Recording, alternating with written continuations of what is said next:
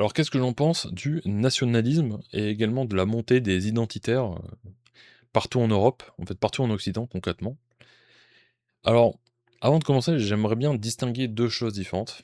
Parce qu'en fait, tu as la nation, qui est juste la nation, qui est en fait une culture commune, partagée par un certain nombre de personnes, et ensuite tu as l'État-nation. Alors bon, clairement, si vous avez eu d'autres vidéos sur cette chaîne, l'État-nation, je suis pas pour, je suis complètement contre. Problème à régler, à ce niveau-là, la réponse est très rapide. Concernant par contre, la nation en tant que telle, j'ai envie d'aller un peu plus en profondeur, parce que c'est assez intéressant. Parce que une nation, du coup, c'est simplement, en tout cas de la définition que je donne, c'est peut-être pas la bonne, peut-être que vous avez une meilleure définition, mais de ce que je comprends naturellement sans regarder sur internet, etc., pour moi, c'est un ensemble de personnes, c'est une population qui partage un ensemble de valeurs. Ce qui veut dire que il y a plusieurs, il y a plusieurs types de nations. Parce qu'en fait, on peut monter à des valeurs qui sont partagées par l'humanité tout entière, par la planète entière, et donc on pourrait dire la nation Terre ou la nation humaine.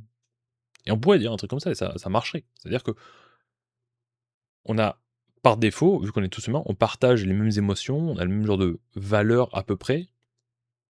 Ça ça ça peut changer, mais on a quand même des fondamentaux, genre on aime bien survivre, voilà, c'est assez fondamental à toute l'humanité, vous voyez?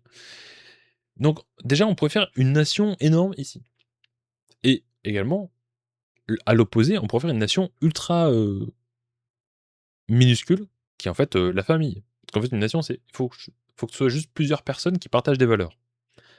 Donc une nation familiale, ça marcherait aussi. Bon, le concept est stupide, parce que tu aurais juste un noyau familial ou quelque chose comme ça, mais quand tu regardes des grandes familles, un peu de mafia et cetera, c'était un peu des nations, en fait, au final, hein, parce que les mecs, ils partagent, ou des sectes ou des trucs comme ça, c'est que les mecs, ils partagent un set de valeurs, commun,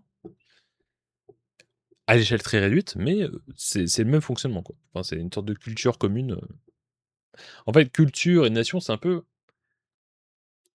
la même chose qui est dite là, mais juste, étendue à bien plus de personnes, j'ai l'impression.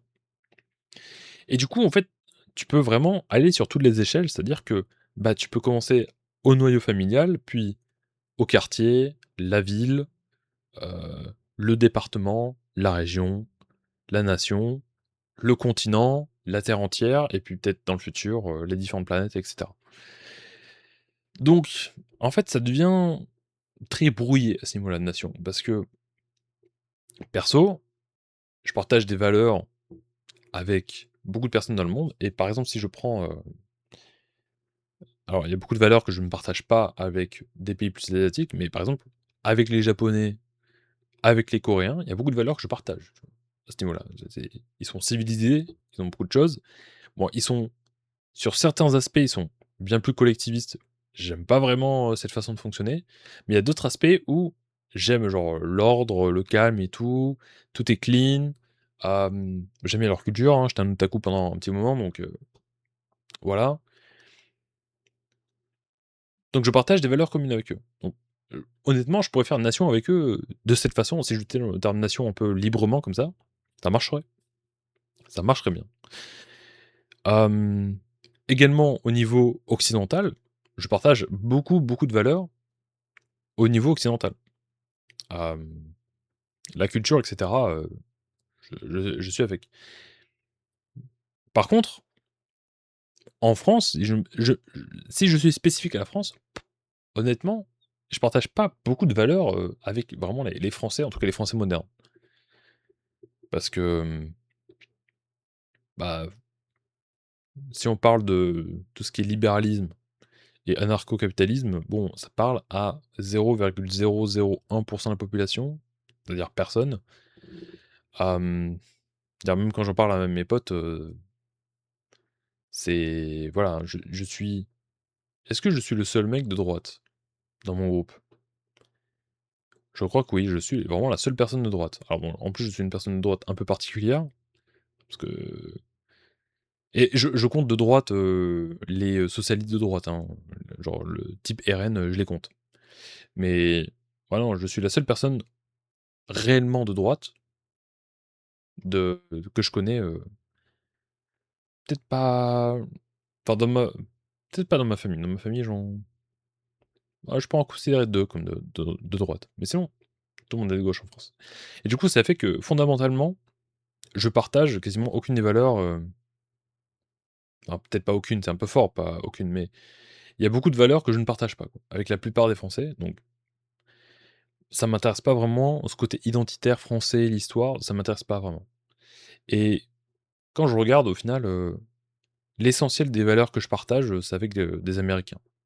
Alors bon, c'est peut-être bizarre à dire comme ça parce que j'interagis pas tant que ça avec les Américains et je suis jamais allé aux US, mais j'ai le sentiment que c'est là-bas ma vraie maison.